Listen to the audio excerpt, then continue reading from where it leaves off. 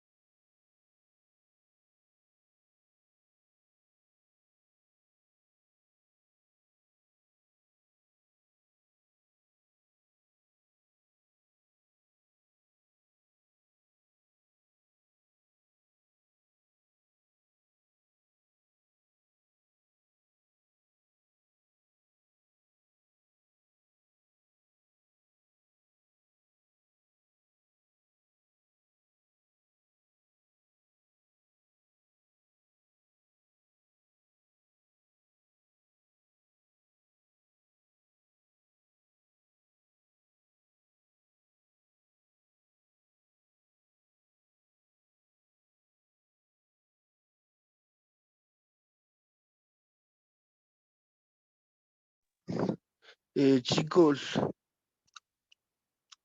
en el salón, ¿me escuchan? ¿Nos escuchamos? Allá en el otro lado, en el aula.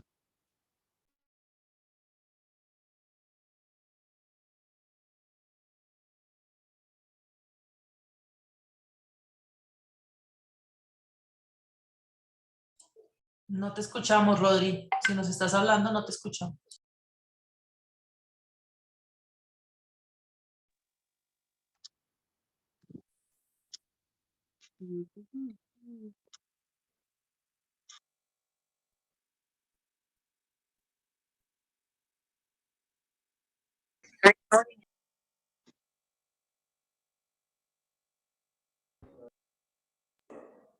Ahora sí, ¿me están escuchando?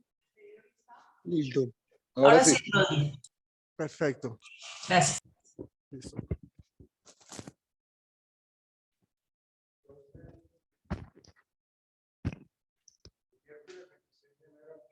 Mañana, profe. Sí, señor. Profe, entonces, mire, acomodémonos el micrófono. Señor.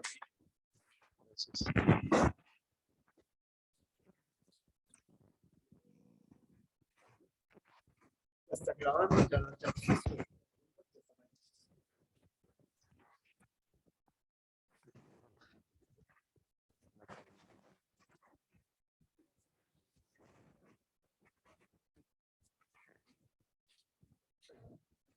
Bueno, Ahí está.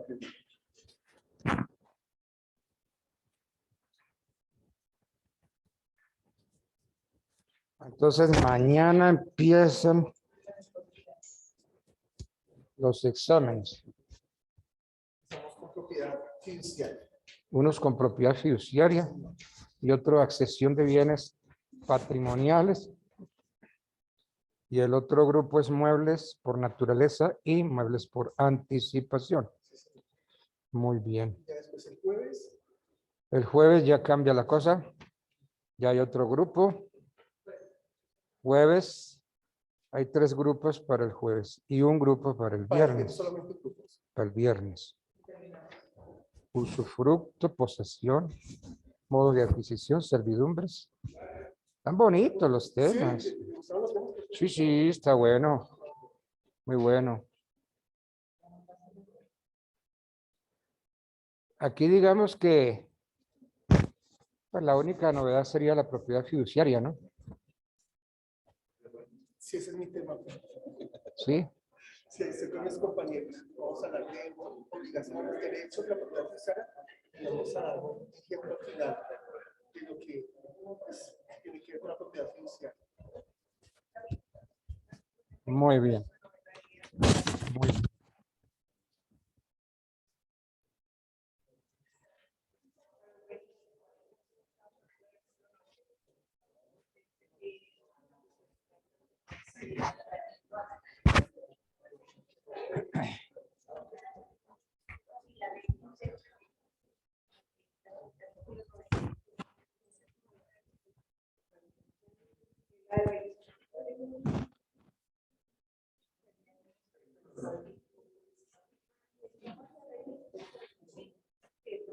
Bueno, Nombre David. Yo mañana estoy en asignaciones por causa de muerte, o sea, por mortis causa. ya. Yo hice un trabajo, lo tengo acá. Mañana tengo desde las 8 de la mañana todo el día en una entrega de un inmueble grandísimo que sale en la Candelaria. Romántico, pero ¿cuál es el tuyo? ¿No? ¿Cuál es tu tema? De sucesiones por mortis causa. Pero no estás aquí en esto. Ah, no, entonces no me toca mañana. No, mira, propiedad fiduciaria. Sí. Accesión de bienes patrimoniales. Muebles por naturaleza y anticipación, usufructo, posesión, modos de adquisición, servidumbre. Ese no está. Y ahí está. Y yo lo hice, pues, si quieres se lo Asignaciones devuelvo. por causa de muerte. Bueno, pues. Yo lo saqué completo y todo. Y es que llevamos 6 años detrás de ese inmueble donde quedaban las caballerías anteriormente ahí en la Candelaria. Entonces, ¿dónde te meto yo? ¿En qué grupo tendrías que? Yo estoy en un grupo, ya tengo. ¿Tendría que exponer solo? O anótame ahí.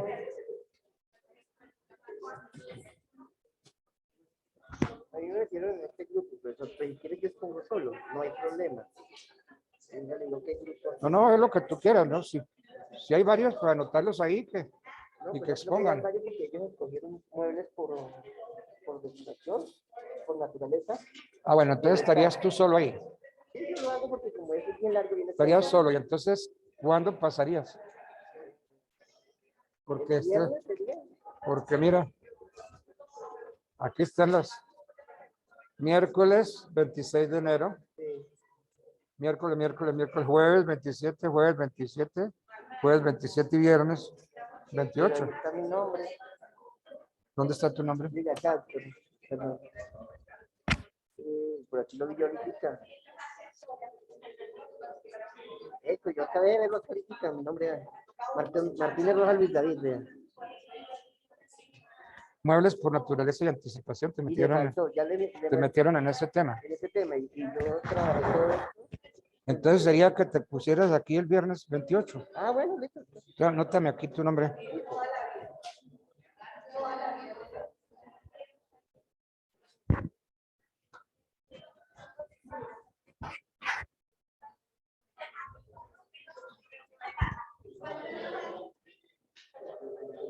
Ay, se juntaron las dos especiales. Muy bien.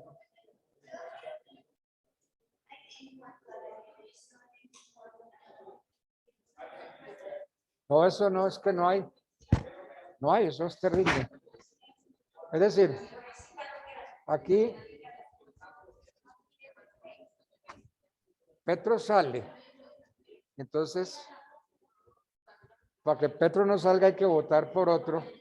Entonces, para votar contra Petro.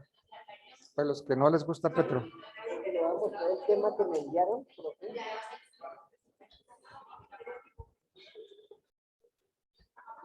Aquí está.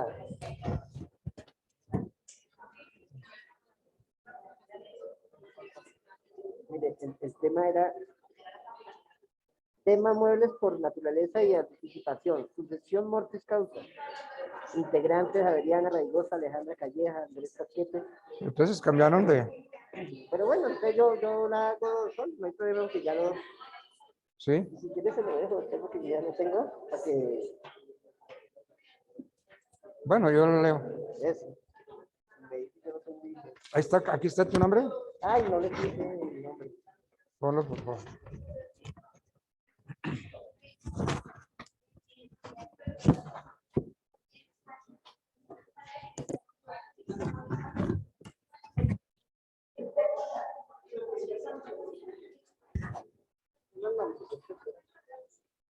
Ah, bueno, perfecto. Ok.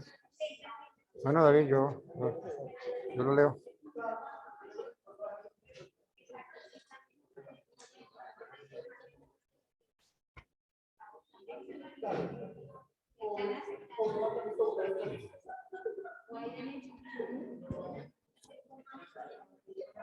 Bueno, buenos días, ¿cómo estamos? Una consulta, ¿qué texto está siguiendo para la clase? ¿Este es de qué autor? Yo estoy siguiendo varios libros, Sí. varios. Me gusta mucho Bienes de un magistrado de la Corte, Alonso Rico Puerta. Sí. Si vas a conseguir un buen libro, ese es un buen libro. El de Rico Puerta. Alonso Rico Puerta, magistrado de la Sala Civil de la Corte. Ajá. Ese, Perfecto. búscate ese libro. Ok, profe, muchas gracias. Bueno.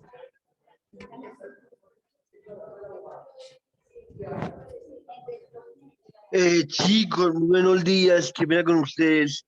Lo que pasa es que ustedes allá en presencial hablan mucho y se que se congestiona Bueno, la ahora voz. sí estamos El sonido en está clase. ocupando.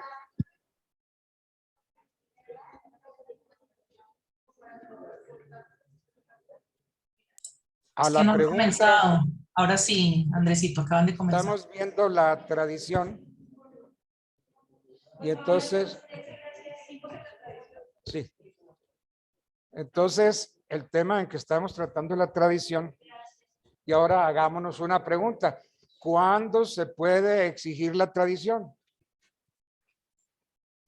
Si tienen código civil a la mano, por favor ábranlo en los artículos 750 y 751. ¿Alguien me quiere leer el 750?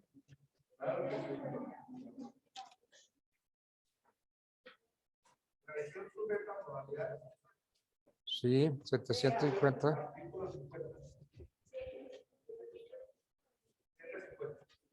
Por favor, leámoslo. Tradición sujeta a modalidades. La tradición puede transferir el dominio. Por favor, silencio, muchas gracias. Ojo a la caja.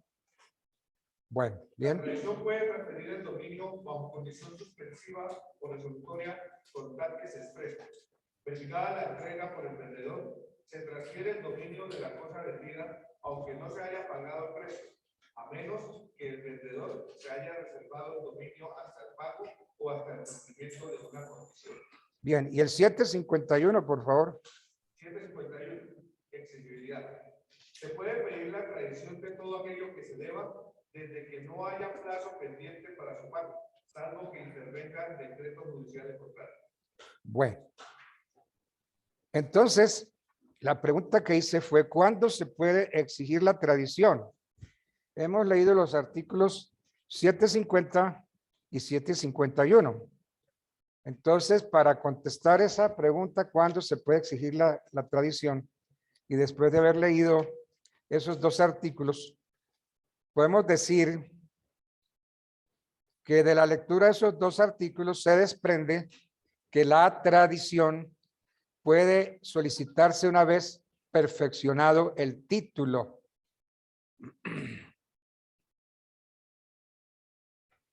Si Pedro vende a Juan un bien cualquiera, una vez que se perfeccione la venta, por ejemplo, si es mueble, ¿cuándo se perfecciona la venta de un bien mueble? Cuando se ponen de acuerdo en la cosa y en el precio. Y si es bien raíz, cuando se otorgue la respectiva escritura pública, ¿cierto?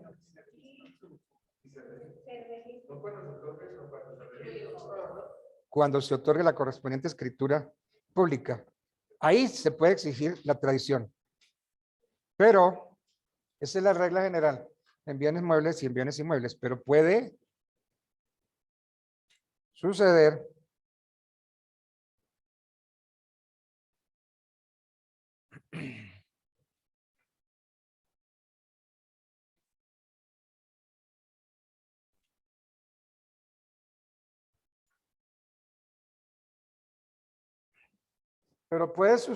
suceder que esté de por medio una condición o un plazo. Tanto la condición como el plazo van a impedir la tradición hasta su cumplimiento.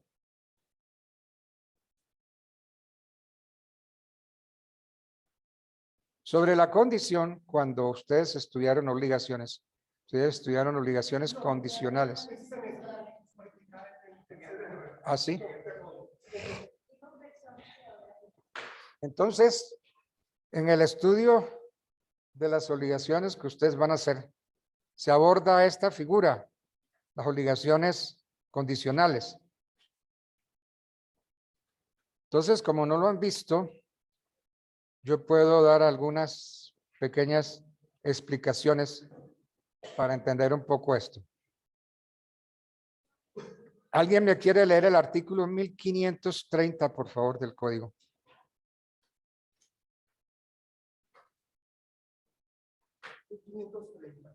Obligaciones, título 4 de las obligaciones condicionales y modales. Concepto. Artículo 1530. Es obligación condicional la que depende de una condición, esto es, de un acontecimiento futuro que puede suceder o no. Eso, entonces, ¿qué entendemos por condición? Un hecho futuro incierto, porque puede suceder o no suceder. Entonces, como es un hecho futuro que puede suceder o no, entonces decimos que la condición es un hecho futuro e incierto. El 1536, por favor. 1536. Condición suspensiva y resolutoria. Artículo 1536.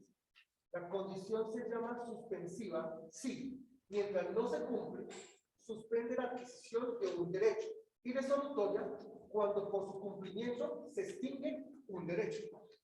Ok, entonces la condición es suspensiva, o sea que hasta el cumplimiento mantiene en suspenso la adquisición del derecho, ¿cierto? Y resolutoria cuando por su cumplimiento se extingue el derecho. Piensen bien en esto porque voy a hacer una pregunta. El 1536 que usted leyó, refiriéndose a la condición, dijo que es suspensiva aquella que hasta su cumplimiento suspende la adquisición del derecho, y resolutoria cuando por su cumplimiento extingue el derecho. Si yo les dijera que la condición siempre es resolutoria, ¿ustedes qué me dirían?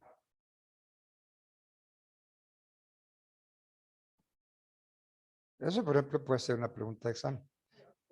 1536. Lean otra vez el 1536.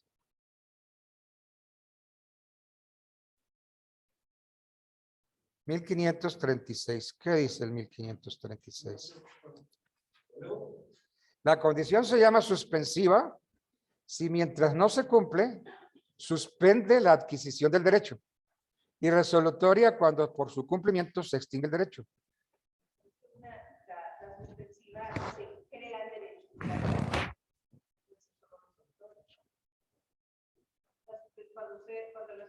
suspensiva, mientras está en suspenso no hay derecho. Apenas se cumple la condición, se crea el derecho. En la resolutoria es al contrario. Usted tiene un derecho y con la resolutoria se termina el derecho. Eso es lo que es la resolutoria. Eso es suspensiva y resolutoria. Sí, entonces no puede ser siempre resolutorias porque tiene que haber obligación para que Estamos hablando de condiciones, como es futuro no sabemos qué es lo que va a pasar. Entonces hay que esperar hasta que suceda. Pero tú sabes si es resolutoria, sabes que es cuando uno le determina. Se extiende. Por eso, y sabes que es suspensiva cuando ocurra, se crea. Tiene que haber las dos siempre, porque si no nos crearían derechos. No precisamente. A ver, yo digo que siempre es resolutoria. Porque aún en la suspensiva, el hecho del cual depende el cumplimiento está pendiente. Y una vez se cumpla, se resuelve.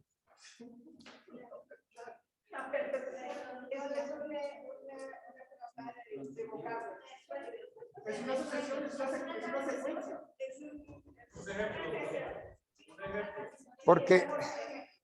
Porque aún en la suspensiva, el hecho del cual depende está en suspenso, pero una vez que se cumple, se resuelve. Por eso para mí siempre la condición será resolutoria. O sea que, profe, ahí la condición suspensiva sobre ahí. Sí, siempre será resolutoria. Para mí resolutoria. A ver, un ejemplo. A ver, se me ocurre un ejemplo con ustedes. Pongamos siempre el nombre Pedro. Le entregan a Pedro, estudiante de Derecho. Entonces, el que le entrega a Pedro el vehículo, le dice que lo puede usar mientras se gradúa de abogado. ¿De acuerdo? Entonces le entregan a Pedro, Juan, por ejemplo, le entrega a Pedro un vehículo su propiedad y le dice, lo puedes usar mientras te gradúas de abogado. El día en que te gradúes de abogado, ese día el carro quedará de tu propiedad. Entonces, ¿eso es una condición, sí o no? ¿Es un hecho futuro? Incierto, porque se puede graduar como no se puede graduar. Entonces, el derecho de dominio para Pedro está suspendido hasta que se cumpla la condición. Para Pedro, ¿qué condición es? No, pero ¿qué tipo de condición? Claro, es una condición suspensiva para Pedro. Porque el día en que se gradúe nace el derecho de dominio para Pedro. Bueno, ahora vamos a ver si damos un segundo ejemplo para la condición resolutoria. Le entrego el vehículo a María y le digo que se lo regalo, pero que si se casa, me lo debe restituir. O sea que no se puede casar. Entonces el hecho futuro e incierto es el matrimonio de María, ¿cierto? Entonces, si se casa, con el cumplimiento de esa condición, ¿qué pasa? Se extingue el derecho. Y en consecuencia, exactamente debe restituir el carro.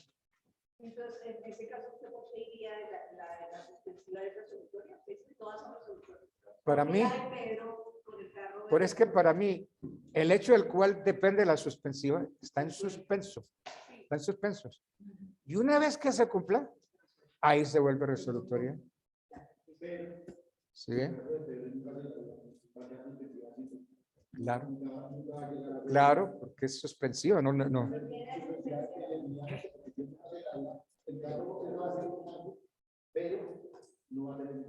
No va a ser de él.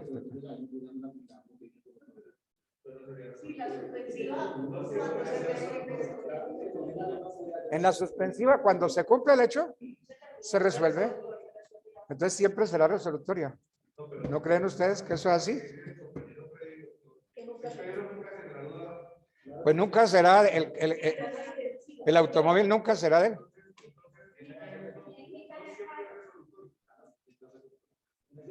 No digo yo que sí, sí, porque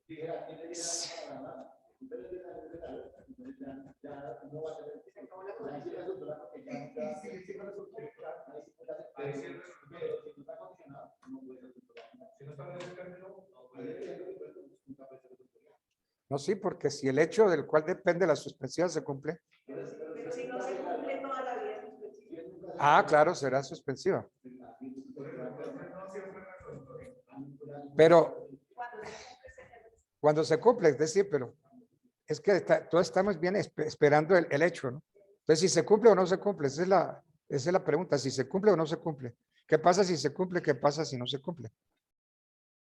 Entonces, si en la suspensiva, si yo estoy esperando que el hecho se me cumpla en la suspensiva y el hecho se cumplió, ahí, resolutoria. Sí, sigue suspensiva. Sigue suspensiva. Indefinidamente suspensiva, porque no se va a cumplir el hecho. Bueno. Otro aspecto que van a estudiar ustedes. Hola, qué rico. Ustedes no han estudiado obligaciones. ¿Cómo me gustaría estudiar con ustedes obligaciones? Muy bueno. En el próximo módulo, desde ya, si la persona que quiere saber obligaciones en este país, yo le recomiendo que se estudie los 4 tomos de obligaciones de Álvaro Pérez Vives. Álvaro Pérez Vives. Eso es lo mejor que hay en este país. Ya murió. Fue mi profesor, fue mi jefe. Trabajé con él. Álvaro Pérez Vives. Extraordinario civilista. Y la teoría de las obligaciones de él no las tiene nadie. Y si quieren ahondar más, como el derecho civil chileno es el mismo nuestro, estúdiense a Luis Claro Solar. Las obligaciones de don Luis Claro Solar, chileno. Solar. Las obras dice explicaciones de derecho civil chileno y comparado. Luis Claro Solar. Eso fue otro genio que produjo Chile. Entonces, las obligaciones de Álvaro Pérez Vives, las obligaciones de don Luis Claro Solar. Bueno. La condición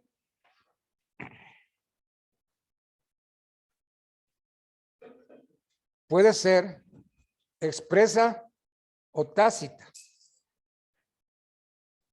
¿Cuándo la condición es expresa? La respuesta, cuando se pacta. Expresa cuando se pacta. Y tácita cuando va implícita, cuando va subentendida en el contrato. Condición expresa o tácita. Entonces, ya. Entonces, expresa cuando se pacta, tácita cuando va implícita o subentendida. Es lo que ocurre con los contratos y el artículo 1546. ¿Qué dice el artículo 1546? El artículo 1546 dice, en los contratos bilaterales va envuelta la condición resolutoria en caso de no cumplirse por uno de los contratantes lo pactado. Es decir, en todo contrato bilateral tiene una condición resolutoria que se llama tácita. Todo contrato bilateral está sujeto a condición resolutoria tácita.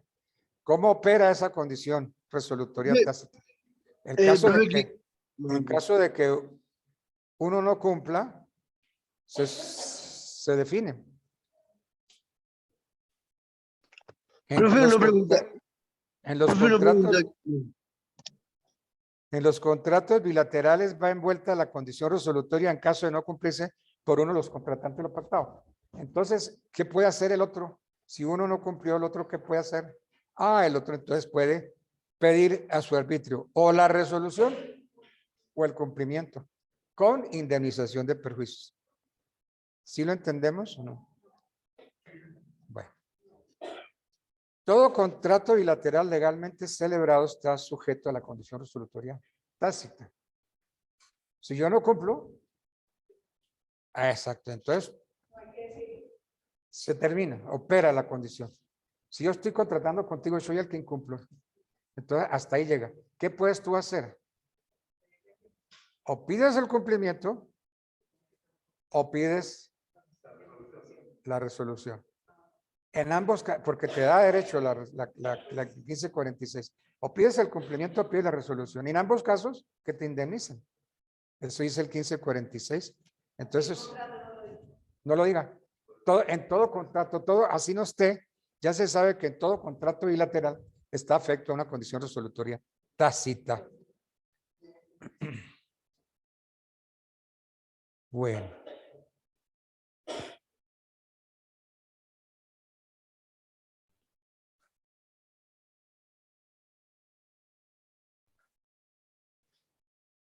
En cuanto a esto de que con base en el 1546 puedo pedir o la resolución o el cumplimiento,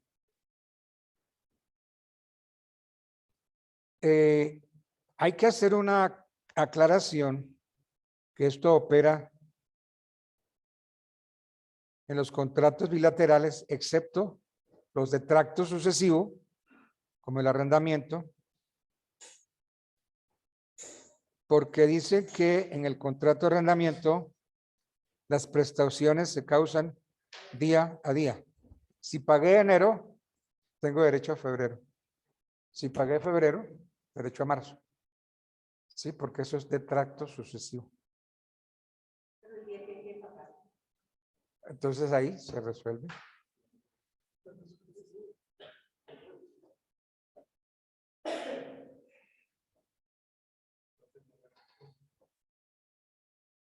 Ahora, en los contratos de tracto sucesivo como el arrendamiento, las obligaciones se van renovando en la medida en que se va desarrollando el contrato. Pago enero. Si pagué enero, tengo derecho a febrero. Si pagué febrero, tengo derecho a marzo. Y así. Entonces, en esos contratos de tracto sucesivo, no hablamos de resolución, sino de terminación. Porque el contrato termina para el futuro. Cuando hablamos de resolución, tiene efectos retroactivos. Pero como este es de tracto sucesivo, que las obligaciones se van renovando una a una. Entonces, usted no pide la resolución del contrato de arrendamiento, ¿no? Usted pide la terminación, porque es para el futuro. ¿Sí queda claro eso? En los contratos de tracto sucesivo no se da la resolución, sino la terminación.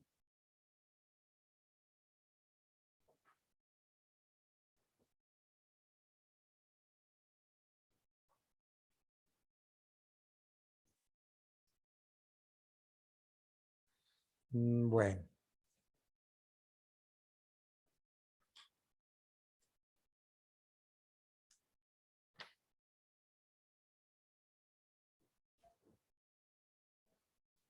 Hemos oído hablar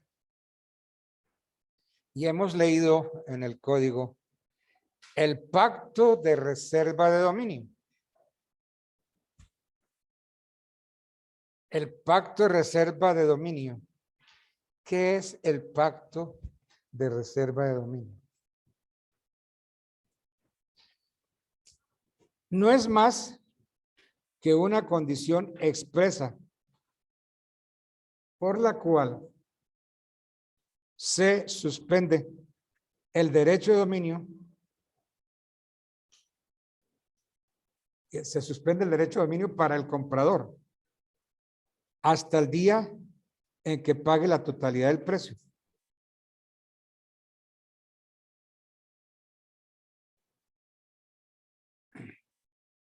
Entonces, si yo vendo televisores, yo puedo vender televisores a plazo, pero hasta que no me pague el último peso, yo no le entrego el televisor.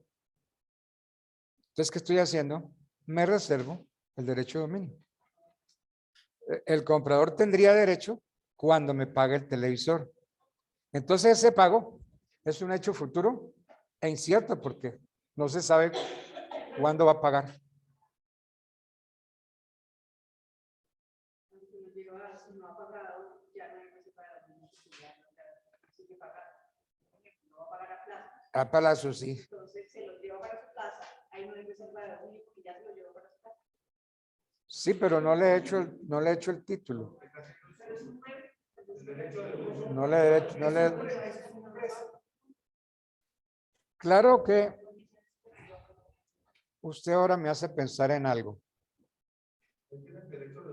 Busquemos el artículo 750 del código, a ver si mal no estoy. 750. Tradición sujeta a modalidades. Entonces, 750, ¿qué nos dice el 750?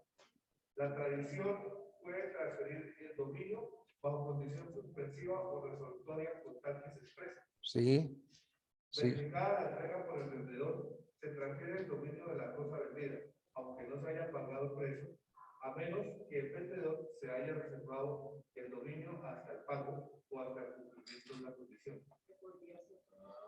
Entonces, el 750 nos dice, ¿cómo fue? Verificada la entrega por el vendedor y la cosa así.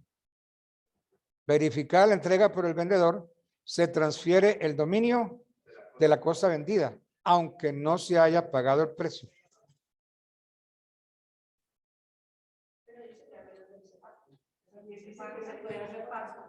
La tradición puede transferir el dominio bajo condición suspendida.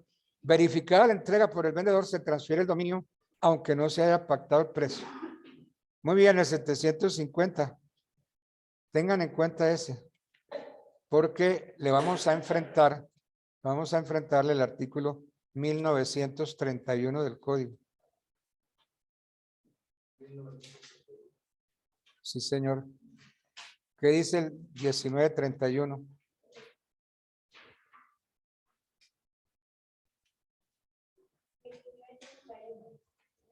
Sí. Venta con reserva de dominio. La cláusula de no transferirse el dominio de los bienes raíces sin el virtud de la paga del precio no producirá otro efecto que el de la demanda alternativa enunciada en el artículo 1930 del Código Civil, pagando el comprador el precio. Subsistirán en todo caso las enajenaciones que hubiera hecho el inmueble o los derechos que hubiera constituido sobre el mismo en el tiempo intermedio. La cláusula de no transferir el dominio de los bienes muebles de la paga del precio. Las condiciones que el vendedor y el comprador tengan a bien estipular será válida sin perjuicio de los derechos de los terceros poseedores de otros. Entonces, lo estipulado en el 750 que leímos, verificada la entrega por el vendedor, se transfiere el dominio de la cosa vendida, aunque no se haya pagado el precio. A pesar de que ese artículo es absolutamente claro, pierde toda su vigencia ante el 1931, porque el 1931 nos dice la cláusula de no transferir el dominio de los bienes sino en virtud de la paga del precio no produce otro efecto que el de la demanda alternativa que anuncia el 1930. Y pagando el comprador el precio subsistirán las enajenaciones que hubiera hecho del inmueble. Y la cláusula de no transferir el dominio, dice el 1931 en su parte final, la cláusula de no transferir el dominio de los bienes muebles, sino en virtud de la paga del precio, en las condiciones que el vendedor y el comprador tengan a bien estipular, será válida. Si ven, en todo caso, hay pues un enfrentamiento del artículo 750 con el 1931 y con el 1930. 1930 que habla de la condición resolutoria tácita, si mal no estoy.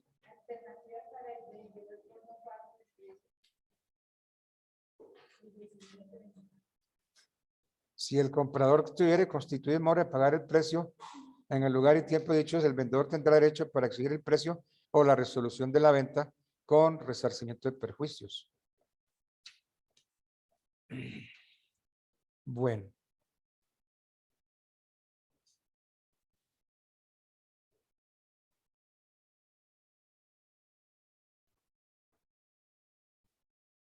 ¿Qué sucedió con estos dos artículos 1930, 1931 y con el 1750? Que los vendedores de bienes muebles, principalmente electrodomésticos, necesitaban la validez de la reserva de dominio para asegurar la seguridad del pago. Ante la situación que se les presentaba de que el artículo 750 admitía la reserva de dominio y el 1931 la dejaba sin valor, y si agregamos los fallos de los jueces que no eran uniformes porque unos aceptaban la reserva de dominio y otros no, pues se presentaba que no había ninguna certeza del pago de las ventas a crédito. Entonces, la reserva de dominio tiene muchas ventajas, pues permite vender a plazo sin riesgo por cuanto la figura fue modelada siempre en favor del vendedor, quien seguía siendo dueño. Claro, si yo me reservo el dominio. Sin embargo, después de la entrega, los riesgos corren para el comprador, porque si no ha pagado, el comprador no puede disponer de la cosa, porque si dispone, incurre en un delito penal. Bueno.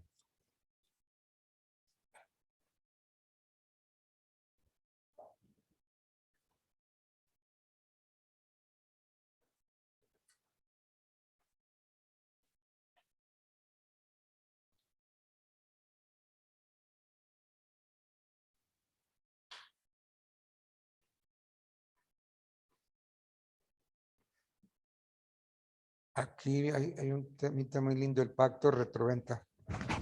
Miren, yo tengo, claro, yo tengo unos libros. Bueno, este es un librito bien difícil de conseguir. Compraventa y permuta en derecho colombiano.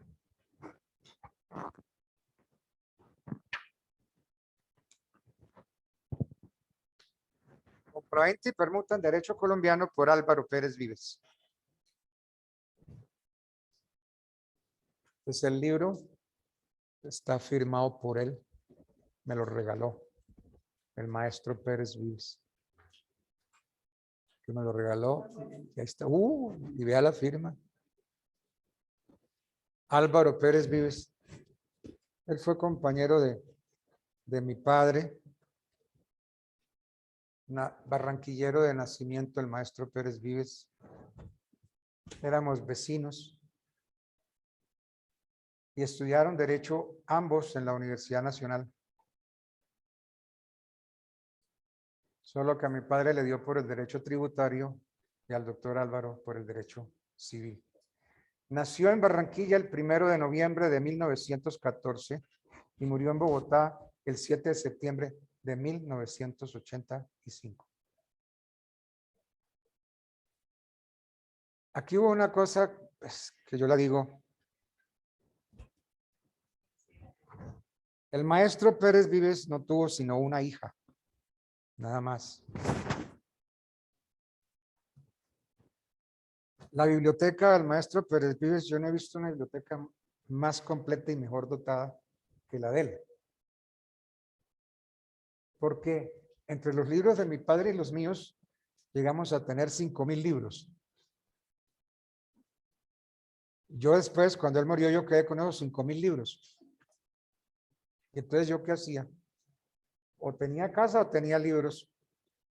Y entonces yo fui regalando los libros. Yo tenía un alumno que estimaba mucho. Y le fue y le llevé a su casa un montón de libros. Estoy esperando todavía el agradecimiento.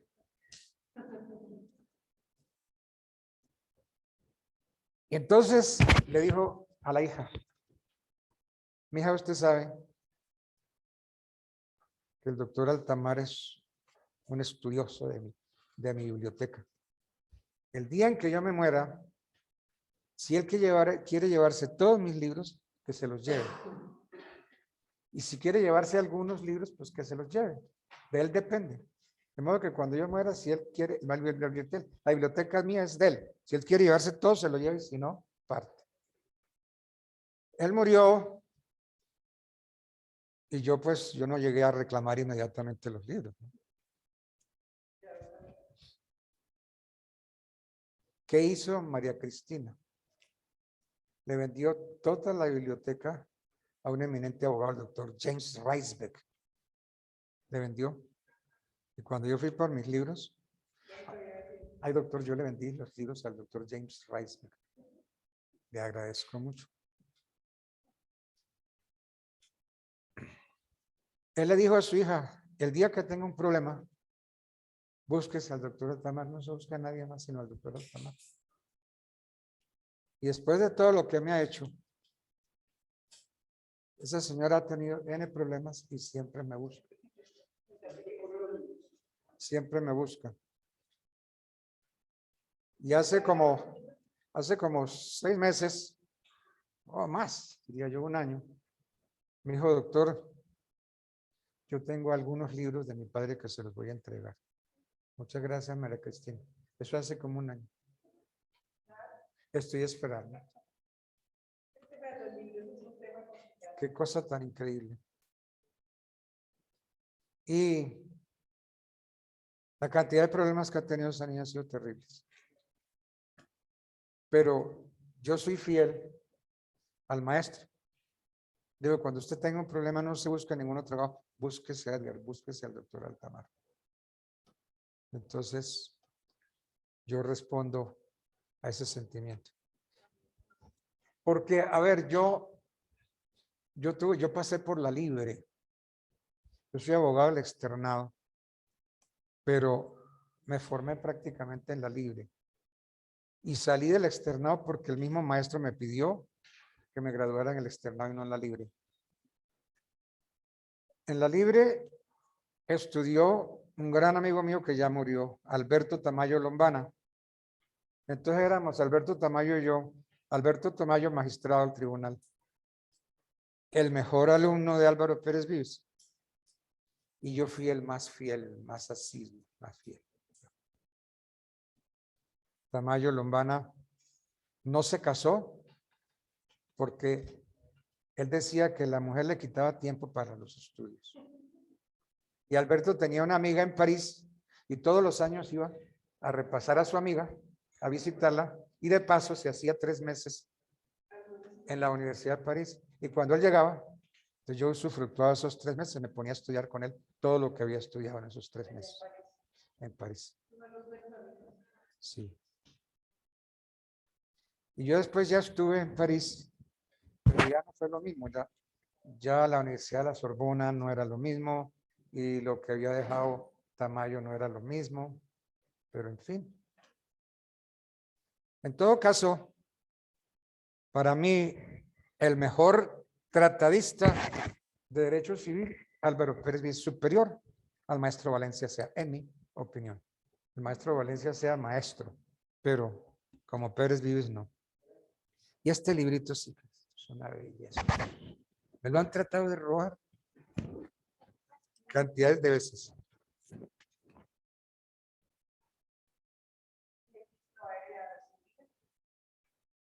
Pues ella quiere mis libros. Lo que pasa es que ella es comunicadora social. Le gusta mucho el derecho. Ella entró al externado, ya mayor, y le tocó un profesor y le dijo, oiga, ¿qué edad tiene usted y qué edad tienen sus compañeros? Mire que sus compañeros son jovencitos y usted es mayor. Usted debiera estar estudiando otra cosa y no aquí en clase con sus compañeros jóvenes y usted es la mayor del curso. La estimuló, ¿no? Qué estímulo tan lindo, ¿no? Una belleza de estímulo. Qué estímulo tan lindo. Bueno, todo caso, ustedes no han preguntado, pero la respuesta es no. ¿Nos lo presta, doctor, para fotocopiarlo? No. Yo creo que este es el libro más lindo de Álvaro Pérez Luis. Compraventa y permuta en derecho colombiano. A ver, este es de 1943. Librería y Editorial Gran Colombia, Avenida de la República, 1870, Bogotá, Colombia, 1943. Librería y Editorial Gran Colombia, Avenida de la República, yo creo que es la séptima, 1870, Bogotá, Colombia, 1943. Bueno.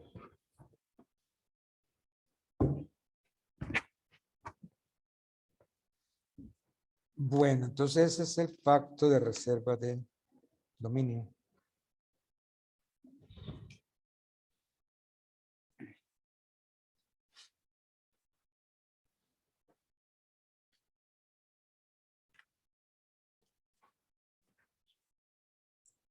Bueno, y entramos a ver una figura lindísima.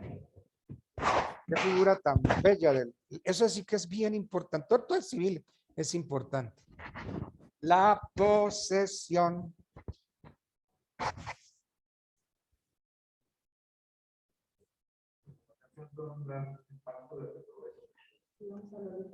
El pacto de retroventa. Ese pacto de retroventa lo utilizan mucho las mafias.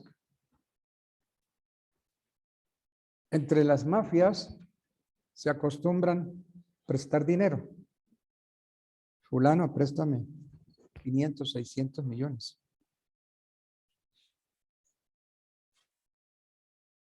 Entre ellos no opera aquello de que te firmo una letra, un cheque, un pagaré.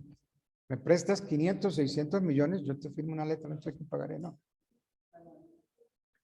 Me haces un favor y la casa que tienes o la finca que tiene en tal parte, la escritura me la pones a mi nombre. Y entonces, cuando me pagues, te la devuelvo. Entonces, esa figura resultaba peligrosa porque yo te vendo y cuando te pague tú me devuelves la casa. Entonces se inventaron la venta con pacto de retro, así se dice, compraventa con pacto de retroventa. Entonces en la compraventa se dice que yo le corro escritura pública del bien, pero que me reservo la facultad de readquirir el bien una vez pague la obligación. Entonces, así sí, porque al principio era yo te vendo, listo, te garantizo, ok, ¿quieres una garantía? Pues toma la casa, aquí está con escritura y todo. Pero ¿qué garantía hay de que tú me la devuelvas? Ninguna.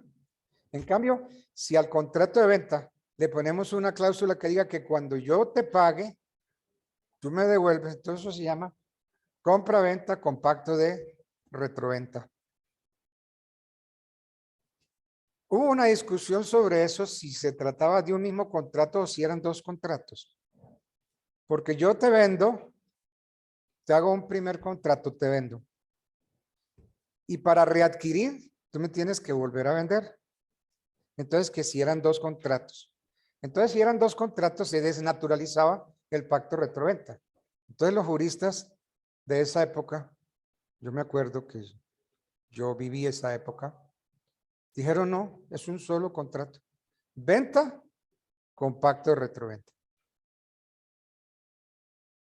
Es que en una época... Sí, pero entonces dijeron, no son dos contratos, es uno solo. Uno solo.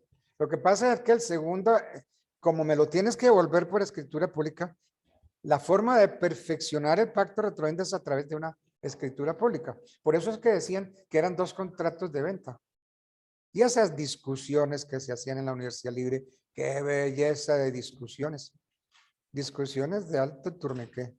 Álvaro Pérez Vives, Valencia, sea, todos ellos. Ya eso no se volvió a ver, desafortunadamente. Cuando Jairo Parra Quijano, egresado de la Libre, fue rector, yo me cansé de proponerle a Jairo, volvamos otra vez a esas grandes discusiones que se daban. Porque me acuerdo que había otras discusiones a nivel de derecho procesal entre Hernando Morales Benítez y Davis Echandía.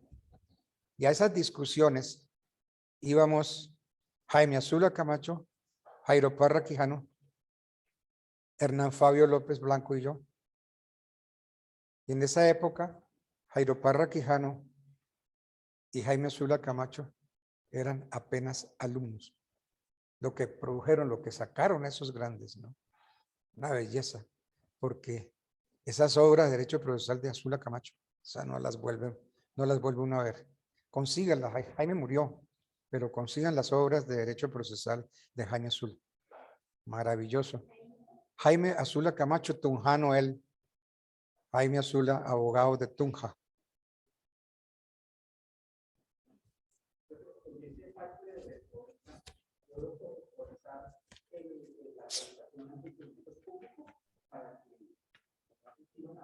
¿Cómo es la inquietud? Sí.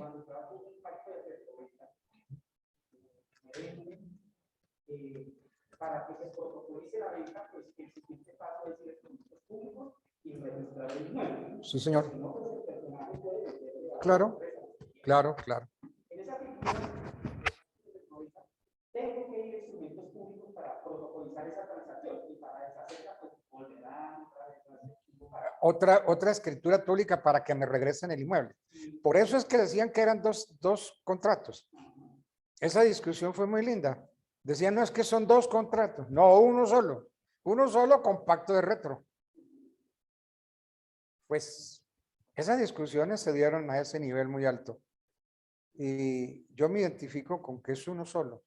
Uno solo, porque si yo te debo plata y tú quieres tranquilidad en el pago, yo te corro escritura pública sobre esa casa que tanto te gusta. Entonces yo vengo y te hago escritura pública. Pero es que resulta que yo en el fondo no te estoy dando la casa porque no te la quiero transferir. Esa casa es mía, yo no la voy a perder. Entonces, para no perderla, te corro la escritura pública, pero me reservo la facultad de readquirir una vez te pague la obligación. Entonces, ¿serán dos contratos o uno solo? Esa es una discusión bonita. Bueno.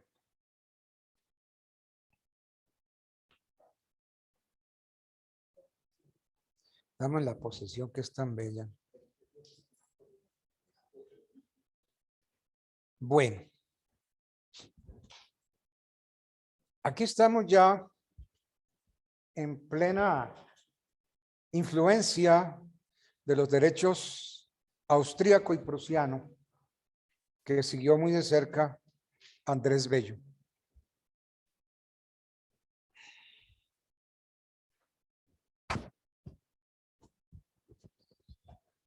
Y entonces, pues, hay diferencias y similitudes, pero vamos a estudiar la gran división, posesión regular.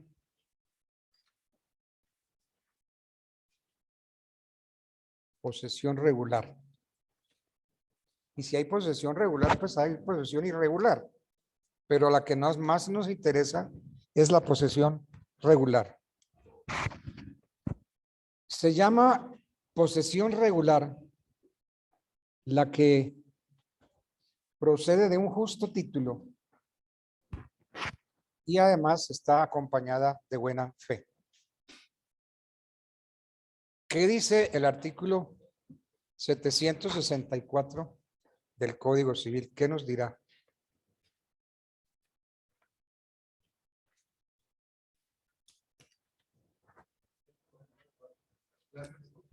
Léeme, por favor.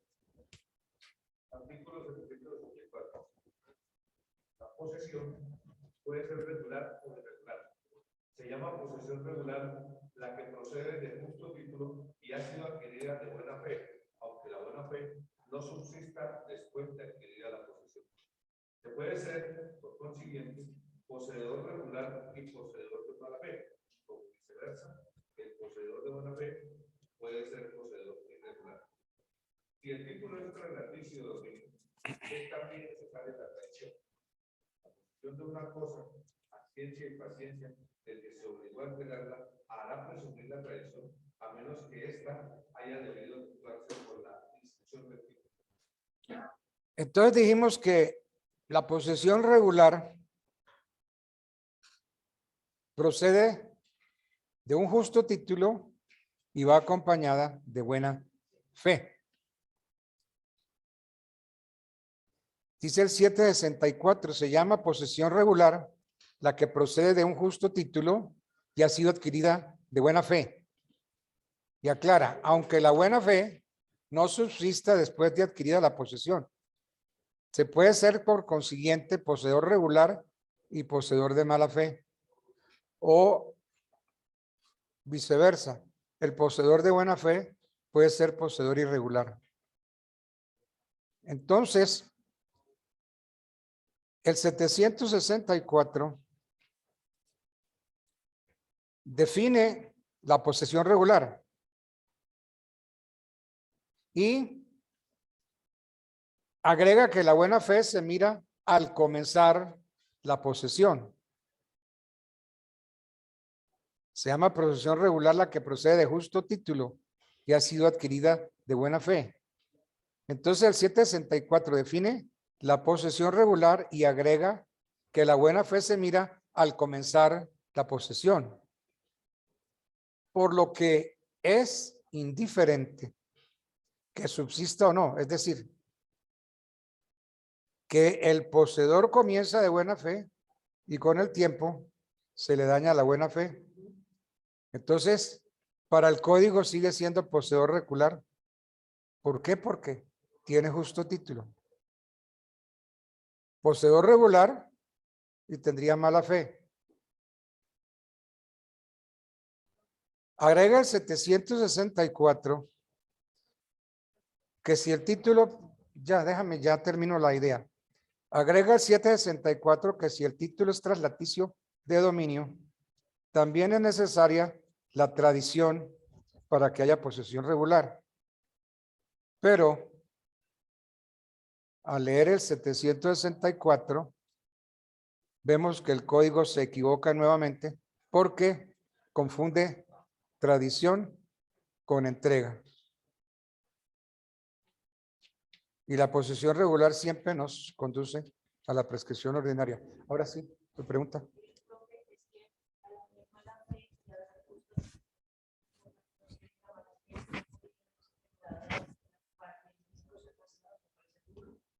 No, hay posesión de mala fe. Como hay un justo título, digamos que en el transcurso, pues usted decía que él empezó a actuar de mala fe, o sea, empezó bien y luego empezó mal. Digamos que a lo pactado. Pero el título subsiste. Pero a la actuación no daría lugar a la novedad. Pero es que como el 764 nos dice que la posesión puede ser regular o irregular. Regular la que procede de justo título y ha sido adquirida buena fe.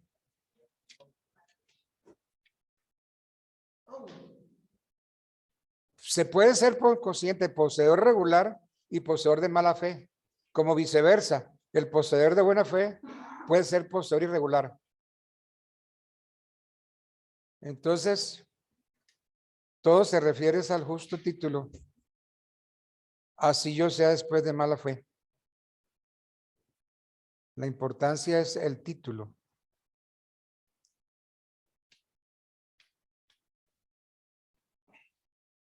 (764) La posesión puede ser regular o irregular.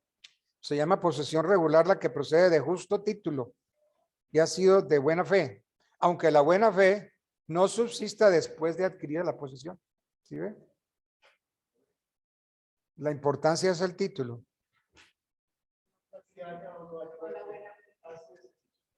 Así es la cosa.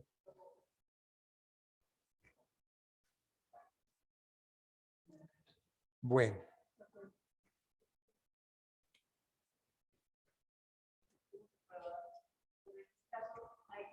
La posesión, como la posesión no es un derecho, sino un hecho, entonces usted lo prueba con con el título o con testimonios. Cuando yo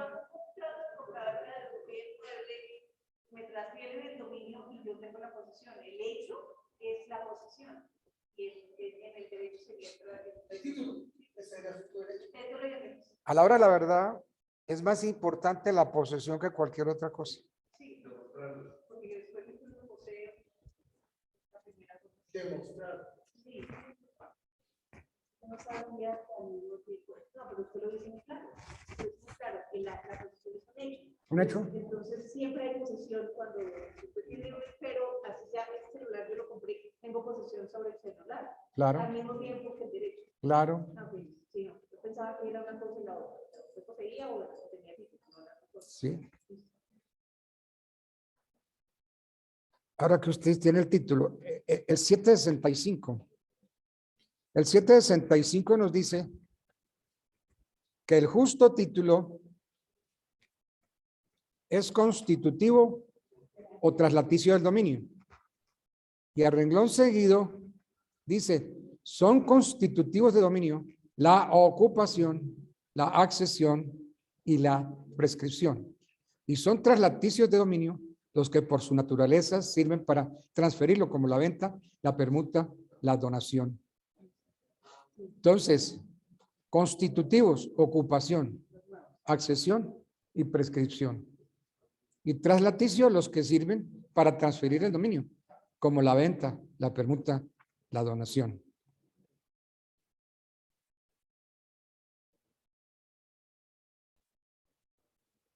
Entonces, el 765 dice que el justo título es constitutivo o traslaticio. A renglón seguido señala como constitutivos de dominio la ocupación, la accesión y la prescripción. Y agrega que son traslaticios del dominio la venta, la permuta, la donación. Bien, entonces, sobre esto, ¿qué dicen los tratadistas? Ellos dicen que el artículo 765 es equivocado, porque cuando habla de los títulos constitutivos, se está refiriendo a los modos de adquirir el dominio y no a títulos. ¿Sí ven? Repasemos. El 765, yo quiero que me lo lea otro. Léanme el 765, por favor. Artículo 765. ¿Algo parece?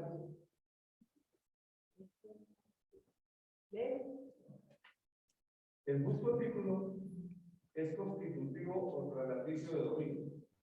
Son constitutivos de dominio la ocupación, la accesión y la prescripción. Son traslaticio de dominio los que por su naturaleza sirven para transferir, como la venta, la permuta, la donación de servicios. Pertenecen a esta clase las sentencias de aplicación de juicios decisorios y los actos legales de transacción. Las sentencias judiciales sobre derechos litigiosos no forman modos Profe, Las transacciones, en cuanto se limitan a reconocer o declarar derechos preexistentes, no forman nuevo título, pero en cuanto transfieren la propiedad de un objeto no disputado, constituye un título nuevo. Entonces, miren esta observación que es bien linda hacerla. profe, ¿en qué artículo estamos? Hemos dejado en claro que el 765 dice que el título es constitutivo o traslaticio de dominio y señala como constitutivos de dominio la ocupación, la accesión y la prescripción. Eso. Y si nos vamos al 673, el 673 nos habla de modos, los modos de adquirir, la accesión, la tradición. Entonces, el artículo es equivocado, porque cuando habla de los títulos constitutivos, en realidad se está refiriendo a los modos de adquirir dominio, no a títulos. Porque es que la ocupación, la accesión y la prescripción, a la luz del 673, son modos. ¿Sí ven cómo? ¿Sí ven cómo el artículo? Entonces, ahí cómo se resuelve el tema. Es que aquí ya lo dijimos, hay que aclararlo ante su pregunta. Es equivocado, erróneo, decir que hay títulos traslaticios del dominio, como la venta, la permuta, la donación. Porque es que en Colombia no hay títulos que por sí solo transfieran el dominio, ninguno. ¿Sí ven? Es que a mí me gusta hablar con los penalistas porque ellos consideran que el derecho penal es lo último.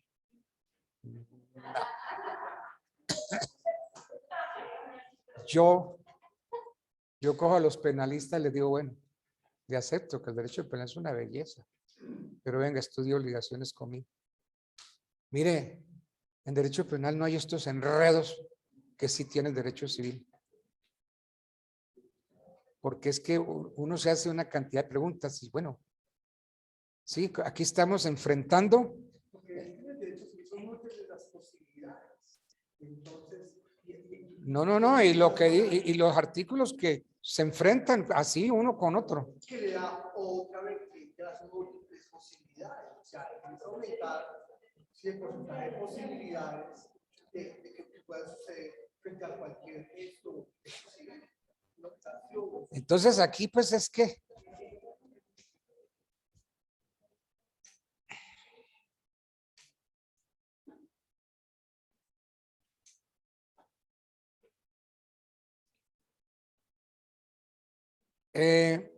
hay unos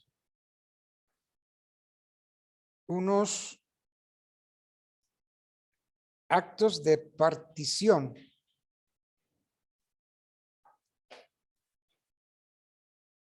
que el código les llama sentencia de partición. Resulta que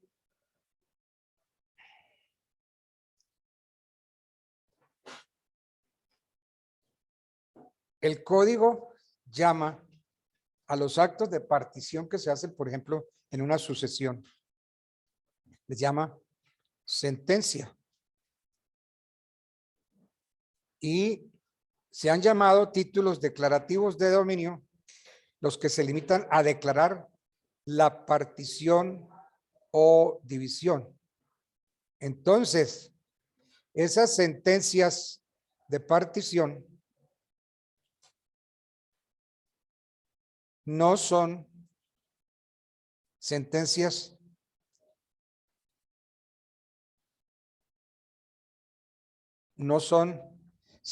o títulos declarativos. Perdón, sí son títulos declarativos, lo que no son es traslaticios. Entonces esos actos de partición, las particiones llaman títulos traslaticios. Se han llamado títulos declarativos. Porque es que lo que hace el juez es declararlos, pero no los traslada.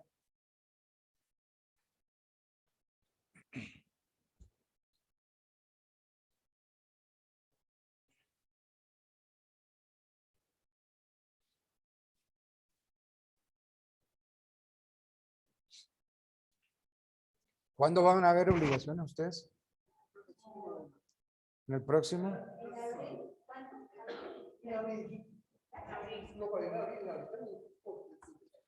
Yo nunca le pido a la universidad que me dé cátedras, nunca, no. La universidad tiene un espectro grande, todo el derecho civil, todo. Personas, bienes, obligaciones, contratos, sucesiones, probatorio. Entonces yo le digo, colóquenme donde ustedes me necesiten. Pero otra cosa es que los alumnos solicitan.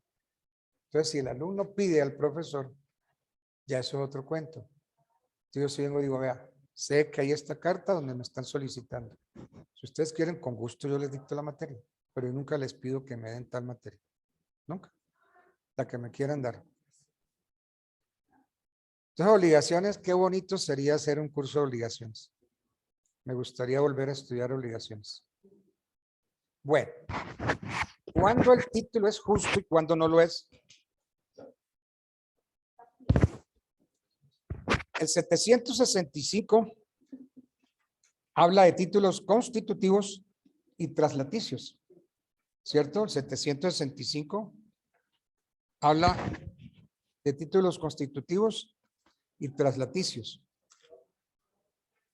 Pero el justo título es constitutivo, traslaticio, son constitutivos, son traslaticios. Pero el 765 no define qué es título justo. El justo título es constitutivo o traslaticio. Constitutivo, la ocupación, la cesión, la prescripción, traslaticios, la venta, la permuta. Pero no define el título justo. El 766 trae un listado, una lista de títulos no justos, pero tampoco nos define qué es el título no justo.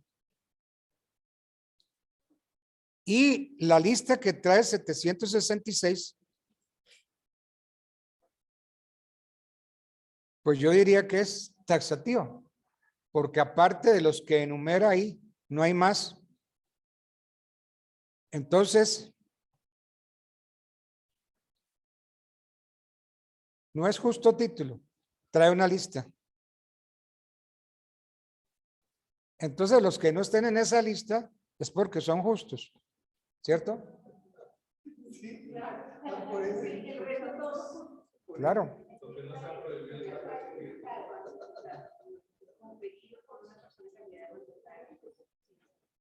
Entonces,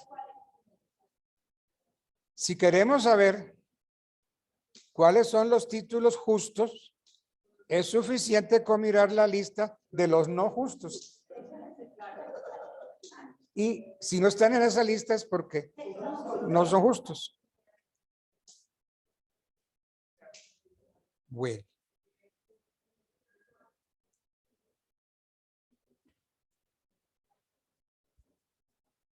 ¿Qué es la buena fe?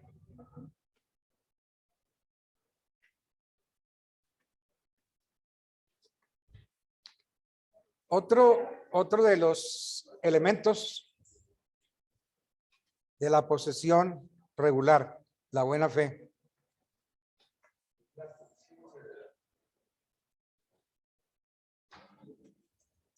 Eso, usted me está leyendo el 768.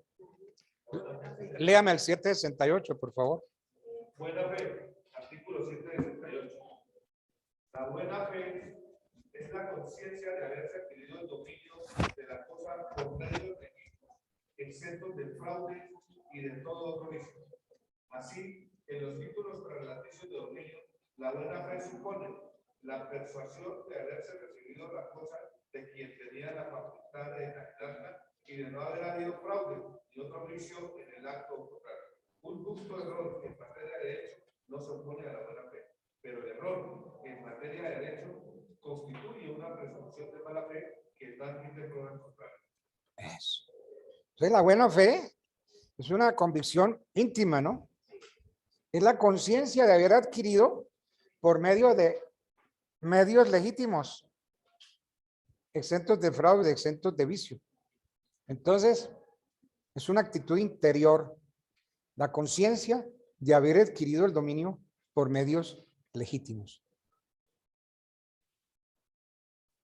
Esa es la buena fe. Entonces, como dijimos, que en principio puede haber buena fe y que después se dañe. La buena fe es la conciencia de haberse adquirido el dominio de la cosa por medios legítimos, exento de fraudes o de todo otro vicio. Entonces, la buena fe es inicial. Interesa al adquirir la posesión, aunque después la buena fe se daña.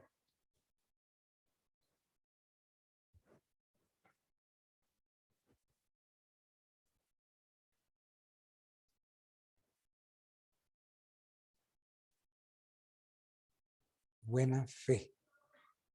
Y la buena fe se presume, excepto en los casos en que la ley establece la presunción contraria.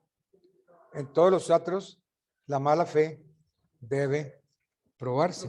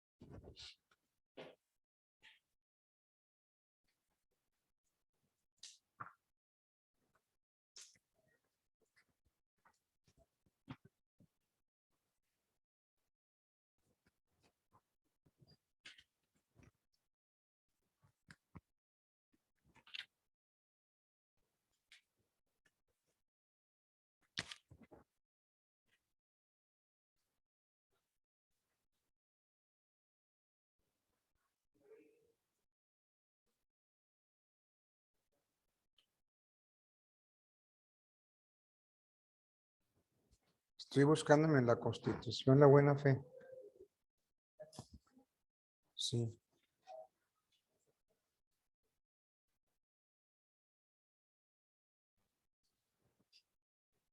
Miren, es que hay una pregunta que a mi juicio es estúpida, pero estúpida.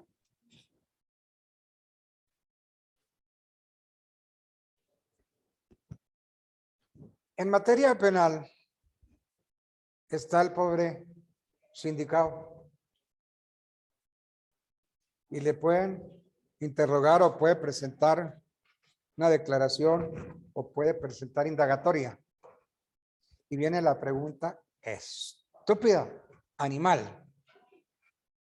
Yo soy irreverente. Yo cuando un funcionario público la caga, yo le caigo encima. Presenta indagatoria. Y tan pronto presenta indagatoria, el funcionario público, el juzgado penal o de la fiscalía, ¿y usted cómo se declara?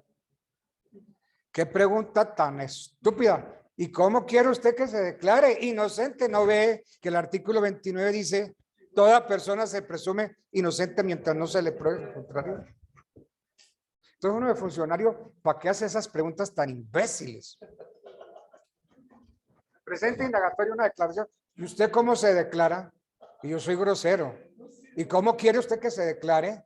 No, pues que lo diga, no, usted misma. Dígame, ¿cómo quiere que se... Pero yo, ¿cómo voy a saber? Sí tiene que saber, porque la Constitución la obliga a usted. A él lo protege la inocencia, la presunción de inocencia. Toda persona se presume inocente mientras no se le haya declarado judicialmente culpable. Entonces, mientras usted no lo declare culpable, él es inocente.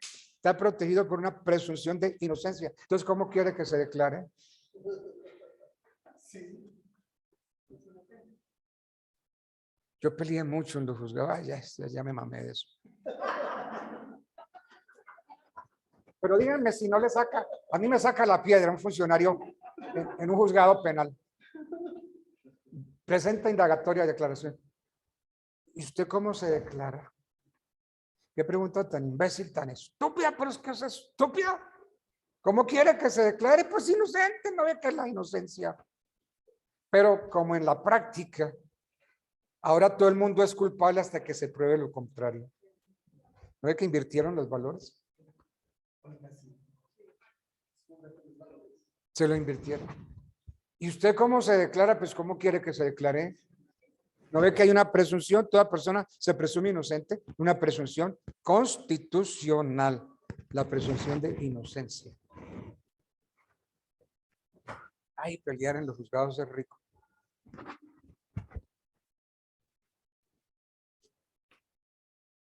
Bueno. En el artículo 83 de la Constitución. ¿Y en el 29? No, el 83. Cuando estábamos hablando de la labor. Sí, no, la Constitución, el 29. La primera presunción de inocencia. Sí. Sí. La presunción de inocencia. Artículo 29. A menos que yo tenga otra constitución.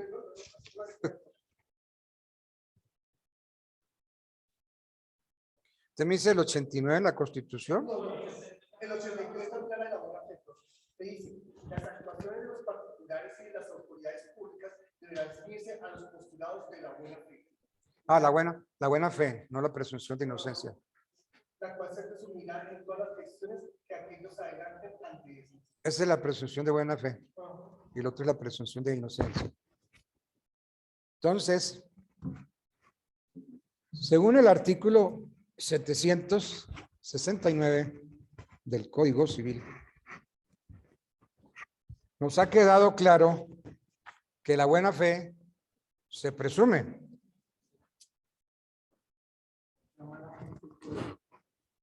(769) La buena fe se presume. Muy clarito el 769. Excepto en los casos en que la ley establece la presunción contraria. Continúa el 769. Lo primero es muy clarito. La buena fe se presume. Ahí hay una presunción en el 769. Presunción de buena fe. Excepto en los casos en que la ley establece la presunción contraria. En todos los otros, la mala fe debe probarse. Entonces, tenemos que la norma general es la presunción legal de buena fe.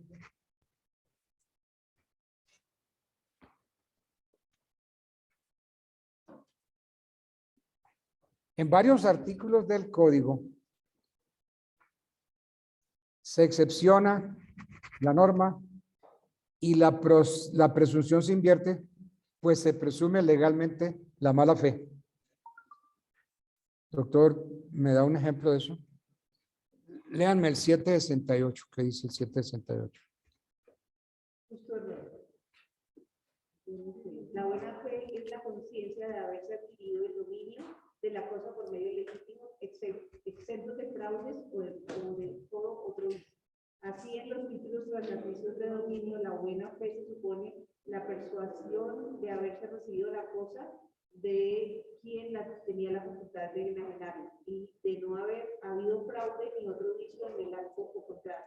El justo error en materia de derecho no se opone a la buena fe. Ojo con lo que viene. Pero el error en materia de derecho constituye una presunción de mala fe. ¿Sí ven? Que no admite prueba contraria. ¿Sí ven? Entonces, el 768, como lo acabamos de analizar, al referirse al error de derecho, presume la mala fe.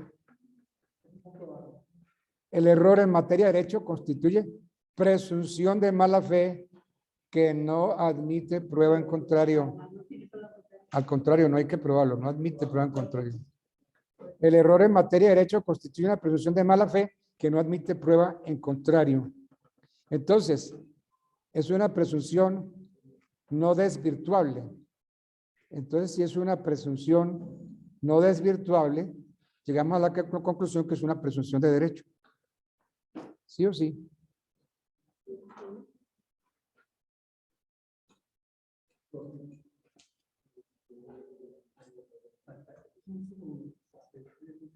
Bueno. Qué pena con usted, una pregunta. Cuando hablan de el error en materia de derecho y el justo error en materia de derecho, ¿qué diferencia hay en eso? ¿Cuál es en materia de derecho y cuál es el error en materia de derecho? El artículo primero habla ¿De cuál artículo me habla? Ese mismo que acabo de leer yo. Entonces dice, un justo error en materia de derecho no se opone a la buena fe, pero el error en materia de derecho constituye una presunción de mala fe. Ahí, ¿cuál es un error en materia de derecho? Dígame el artículo, por favor. 768. El mismo de la buena fe. Mira, los dos últimos. La buena fe con la conciencia adquirida. Así la buena fe supone la persuasión de la cosa de quien. Un justo error en materia de hecho no se opone a la buena fe. Pero el error en materia de derecho constituye una presunción de mala fe. Sí, de hecho yo puedo haberme equivocado, ¿no? Yo creí que los candelabros eran de oro y los candelabros son de cobre. Ahí hay un error, de hecho, me equivoqué. Y entonces, yo se los vendí a usted creyendo que eran de oro, y resultan que son de cobre. Entonces, un justo error en materia de hecho, que fue ese, no se opone a la buena fe. Yo estaba convencido que el candelabro era de oro, resultó que era de cobre. Pues yo sigo siendo buena fe. Un justo error en materia de hecho no se opone a la buena fe. Pero, ahí sí ya no. Pero si el error es de derecho, entonces aquí sí hay una presunción de mala fe que no admite prueba en contrario. ¿Ok? Es lo que dice el 768. Bueno, hemos dejado presunción de buena y de mala fe. Entonces, ¿cómo hacemos? Vienen exposiciones de ustedes, ¿cierto? Porque hoy es 25, ¿cierto? Y mañana entonces ya no es presencial, sino virtual.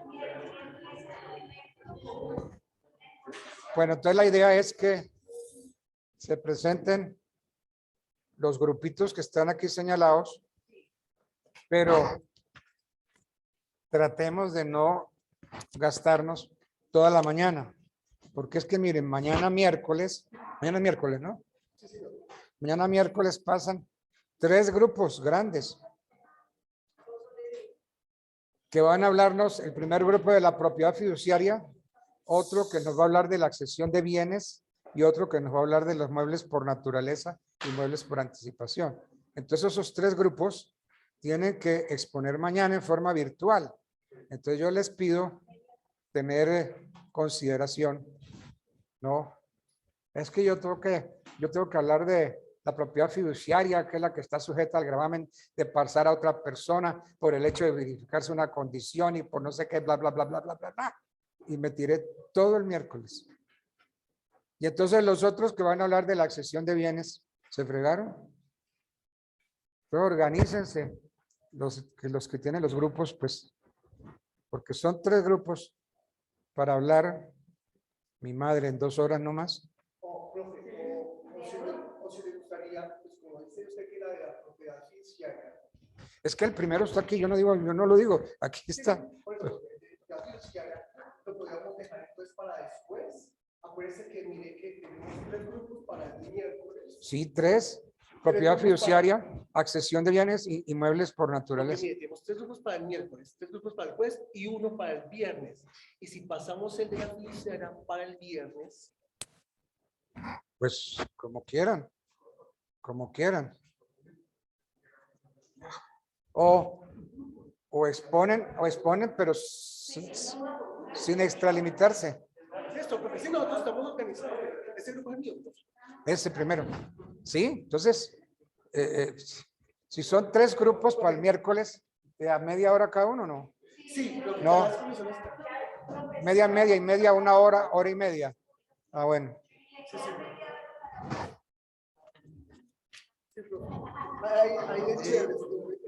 Bueno. Rodrigo, ¿me puedes decir un favor? Pues que... Bueno, en todo caso, muy rico haber estado con ustedes. Muy agradable.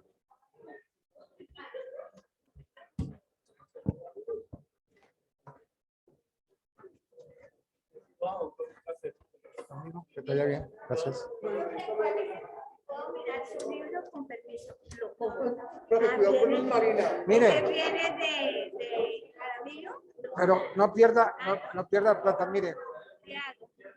Búsquese el libro de bienes de Alonso Rico Puerta, magistrado actual de la Sala Civil de la Corte. Ese es un libro bueno. Yo en vez de comprarme, me busco, bueno, yo tengo el libro de bienes que me lo dio Alonso. y en el de Alonso Rico Puerta. Yo a ver si lo traigo mañana, pues, para que lo vean. No, pero El lunes, hoy no hay clase virtual. mañana es virtual. Mañana. Mañana es virtual. Y pasado mañana y el viernes. El próximo lunes es presencial otra vez. Entonces, mañana es virtual en los que van a presentar la fiducia. Entonces. Ya. Entonces, no nos vemos. Mañana. El lunes. Mañana es virtual hasta el lunes.